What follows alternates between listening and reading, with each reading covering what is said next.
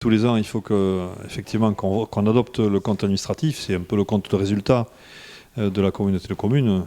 C'est un compte c'est quand même une délibération qui est souvent précédée d'une discussion pour commenter à la fois le fonctionnement et à la fois l'investissement, présenter ce qui a été fait, ce qui n'a pas été fait, les orientations pour savoir si elles ont été abouties ou pas. Aujourd'hui, le compte administratif de la communauté de communes, c'est un fonctionnement de 32 millions d'euros à peu près.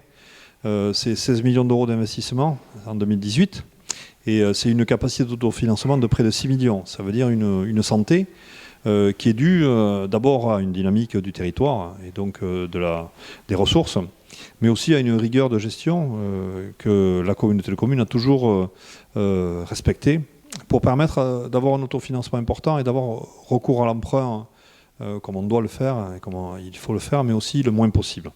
Donc c'est aujourd'hui une satisfaction de pouvoir présenter ces chiffres-là, parce que ce sont plutôt des chiffres de bonne santé et qui nous permettent aussi d'avoir une capacité de désendettement intéressante et donc de ne pas avoir hypothéqué sur l'avenir de notre territoire.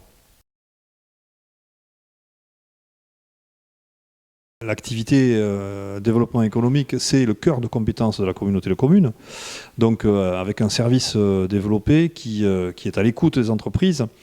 Avec le premier objectif, c'est le parcours foncier. C'est la première demande, c'est aussi l'activité historique de la communauté de communes. Donc on a hérité, dans le cadre des transferts de compétences, des zones d'activité économique de tout le territoire, qu'elles soient communales ou communautaires. Ça représente 29 secteurs, 29 zones d'activité économique. C'est complété par 2 parcs d'activité qui sont plus importants, P2BER et Atlantis Sud, et avec une demande constante d'installation, à tel point qu'aujourd'hui, on a ouvert 17 nouveaux projets sur le territoire, dont 4 vont bientôt se dérouler et donner naissance aux premières installations. Donc un parcours foncier qui est une vraie réponse à une demande importante qu'on n'aurait pas imaginée, et qui est une demande importante à la fois d'installation de nouvelles entreprises, mais aussi de développement d'entreprises qui, grâce à cette réponse, restent sur notre territoire et ne vont pas s'exiler ailleurs. Ce qui est une bonne chose à la fois pour l'activité économique et pour l'emploi. Mais on a aussi d'autres actions. Une action avec le département, où on a délégué une partie de notre compétence pour permettre au département d'aider aux investissements immobiliers des entreprises, avec des investissements importants. Et donc une entreprise qui s'installe peut bénéficier, sous certaines conditions bien sûr, d'aide du département pour construire ou pour aménager un bâtiment. Et puis le troisième secteur, c'est l'aide directe que Max a souhaité, soit sous forme de subvention, soit sous forme de prêts intéressants qui permettent aux entreprises donc, soit d'acquérir du matériel, soit de déployer des moyens de communication ou de commercialisation, et ainsi de se lancer de manière plus facile et plus pérenne dans leurs activités. Ce qu'il faut savoir, c'est qu'on est un territoire dynamique, effectivement, mais on se doit aussi de l'accompagner, voire même d'anticiper sur des filières qui sont très développées sur notre territoire, certaines qui ne sont pas forcément en grande santé, mais qui se déploient, comme la filière surf, d'autres qui sont avec des chefs de file très importants, comme l'agroalimentaire, et puis d'autres qui sont traditionnels, mais qu'il faut toujours accompagner, notamment dans l'innovation, comme c'est le cas du bâtiment, avec des outils comme Domoland qui nous permettent donc de déployer à la fois une pépinière d'entreprise pour des activités innovantes, mais aussi à la fois un hôtel et voire même une technopole bientôt pour permettre donc à ces entreprises-là de se développer. Depuis 2015, avant qu'on en parle comme on en parle aujourd'hui, Max est inscrit dans une démarche qui s'appelle TEPOS, Territoire à énergie positive, qui vise 3 objectifs. Le premier, c'est de consommer moins. Le second, c'est de consommer mieux d'énergie. Et le troisième, c'est de produire de l'énergie renouvelable. Donc sur ces 3 actions, sur ces 3 objectifs, Max travaille au quotidien. Et un des fers de lance de notre action a consisté d'abord de s'occuper de nos propres bâtiments, et notamment des bâtiments communaux. Et donc on a déployé un certain nombre d'actions qui visent notamment à prendre en charge, à aider, à accompagner les communes dans les investissements qui vont derrière produire des économies d'énergie. C'est le cas pour 65 bâtiments qui ont été aidés depuis 2014, avec des budgets conséquents, et avec aussi une incidence sur l'artisanat et les entreprises locales, puisque ça représente à peu près 6,5 millions d'investissements sur le territoire. Alors, je crois qu'on se doit, en tant que collectivité, d'être exemplaire sur ce plan-là aussi. On a aussi, dans cet esprit, déployé une action pour que les véhicules communaux puissent être en partie remplacés, les véhicules thermiques, par des véhicules électriques. Et aujourd'hui, il y a 6 véhicules, surtout depuis 2 ans, 6 véhicules électriques qui ont été achetés par des communes.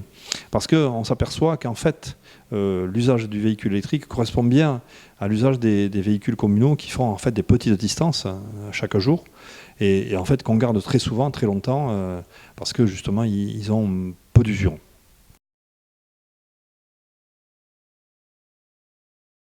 Yego d'hiver se transforme en Yego plage à partir du 6 juillet. Donc vous le savez, sur tout le territoire de Max, eh bien, le transport en commun sera gratuit sur le transport Yego. Pour aller depuis le centre, depuis l'intérieur des terres jusqu'aux plages, pour aller aussi non seulement à la plage, mais visiter, pour aller au marché, pour faire tout ce qu'on a envie de faire, qu'on soit jeune ou moins jeune, qu'on soit habitant ou vacancier, on peut utiliser sur notre territoire, et c'est une originalité, le Yego des plages, qui conduit très régulièrement un peu partout sur le territoire. Et puis, puisqu'on parle de Yego, à la rentrée prochaine, en septembre, comme chaque année, Yego va s'adapter à la fois aux horaires des grandes lignes, comme XLR, la ligne du département qui maintenant est gérée par la région, mais qui traverse de Dax à Bayonne. À la fois aussi s'adapter à la ligne LGV et au TER, pour permettre un maillage le plus efficace possible du transport entre les lignes ferroviaires, les grandes lignes de bus interurbains et puis notre réseau à nous. Et donc il y a plusieurs points d'arrêt qui sont créés, il y a plusieurs adaptations, je crois qu'il y a 4 adaptations de lignes qui sont faites, et ainsi Yego va répondre le mieux possible aux aspirations des usagers, ce qui est notre vocation. On peut aussi parler de l'application Véli, qui est une application donc, qui permet sur votre téléphone, sur votre smartphone, de connaître les itinéraires à la fois les plus agréables, mais aussi les plus confortables et puis les plus rapides en vélo, pour aller sur tous les points de la communauté de communes avec quelques descriptions aussi touristiques. Il y a 17 itinéraires à l'usage de tout le monde. C'est une application gratuite et qui est bien utile et assez fonctionnelle. Et puis, dans le registre aussi à la fois de la mobilité et de la transition énergétique, on va, à partir de samedi 29, inaugurer donc, le bateau passeur électrique qui va permettre à tous, à chacun, mais de traverser le port de Cabreton de manière silencieuse, écologique, en quelques minutes, plutôt que de faire le grand tour en voiture et de se perdre dans la circulation et les embouteillages autour du port. Donc ça fait partie aussi de la compétence mobilité de Max, et donc c'est un élément important. Et puis pour terminer, on en a parlé, le département a réalisé récemment une étude sur la circulation, sur les circulations de tout le sud des Landes, jusqu'à l'agglomération du Pays Basque. Cette étude elle a montré qu'on avait une préoccupation à avoir sur les encombrements, non seulement à l'été, bien sûr, en période estivale, mais aussi l'hiver. Et donc, la communauté de communes a souhaité compléter cette étude par une étude plus globale, à la fois participative, mais aussi à la fois aidée par un bureau d'études, sur les mobilités, sur les déplacements.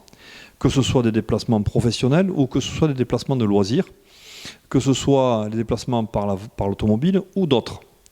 Et de ne pas restreindre le simple déplacement à une voie ou avec une voiture ou des véhicules dessus. Donc on a lancé cette démarche-là.